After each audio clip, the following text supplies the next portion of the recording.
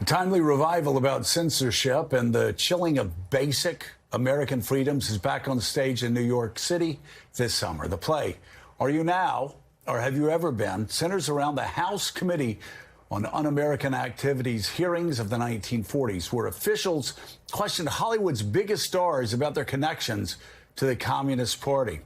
The unique production uses only the original hearing transcripts, putting theater goers in the room where actors and directors were pressured to point fingers at their own colleagues. With us now, two of the award-winning actors starring in the play, Scott Adsit and Bob Odenkirk. Guys, thanks so much for being with us. You know, very timely. I've been telling everybody this morning that Meek and I have been reading this weekend Maggie Haberman and Jonathan Swan's book, Regime Change, about the first year of the Trump administration.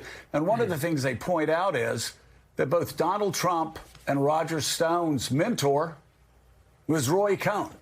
And so what you guys are talking about is actually that sort of brand of politics has influenced what we've seen out of Washington for the past year and a half. Talk about that.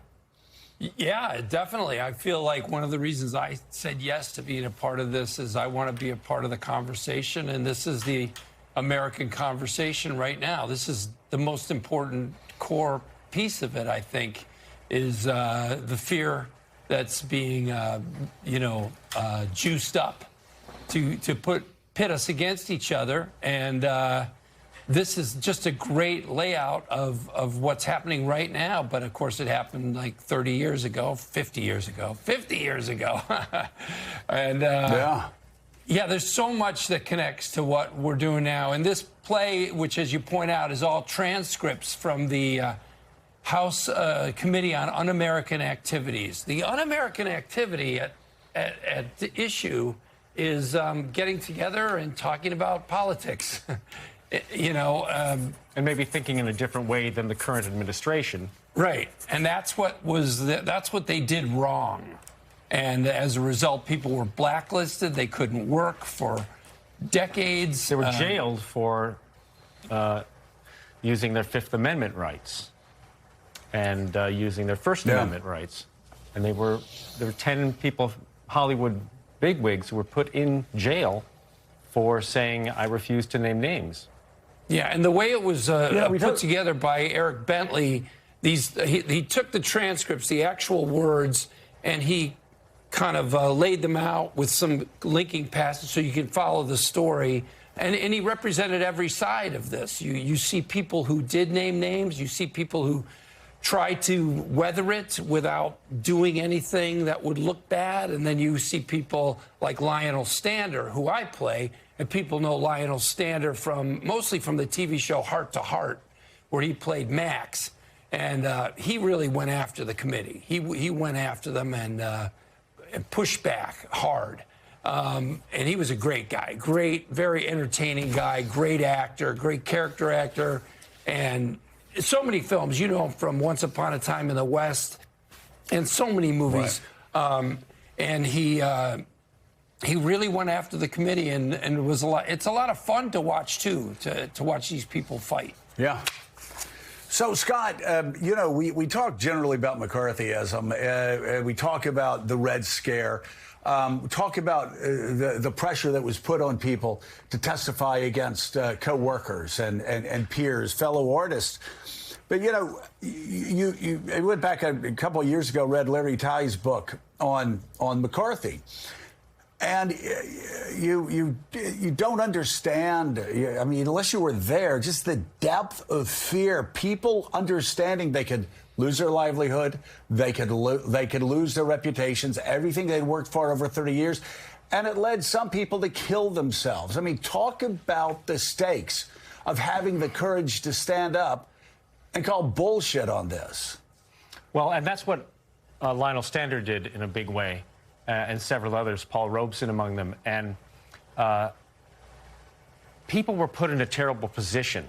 People who were successful, people who were just launching their careers, found themselves in a position to have to bow to the state or go to jail. And in doing that, they have to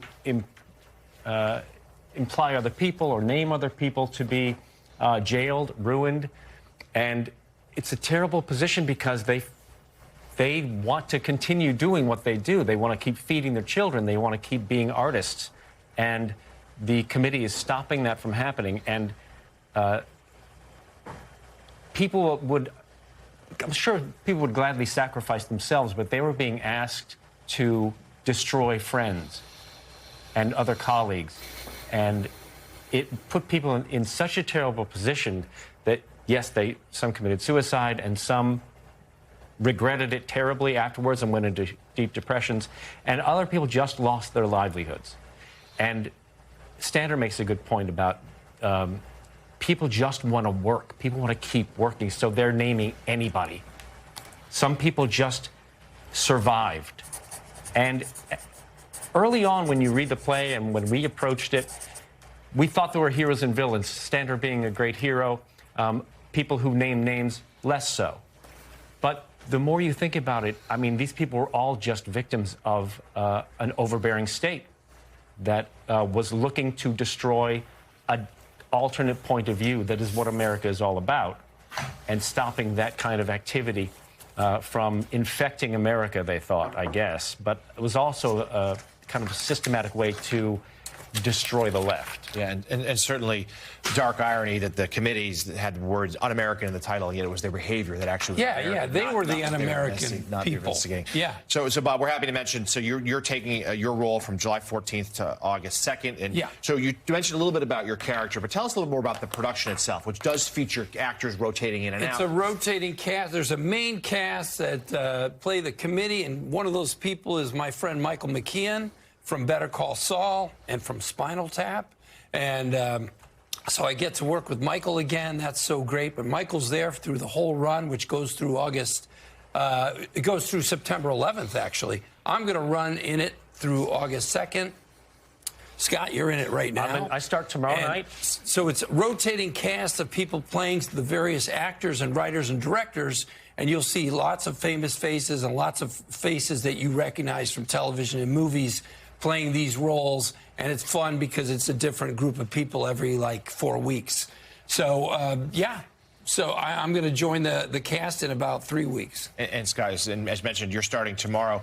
You know, beyond obviously the historic resonance here and the fact that some of it feels very familiar for today, what do you hope that audiences, when they come to this, what do you hope they take from it? I hope they recognize that this is a cycle and that we have to be aware of it when it comes back, because it can affect generations. And if we can recognize history repeating itself, then we can maybe nip it in the bud. All right.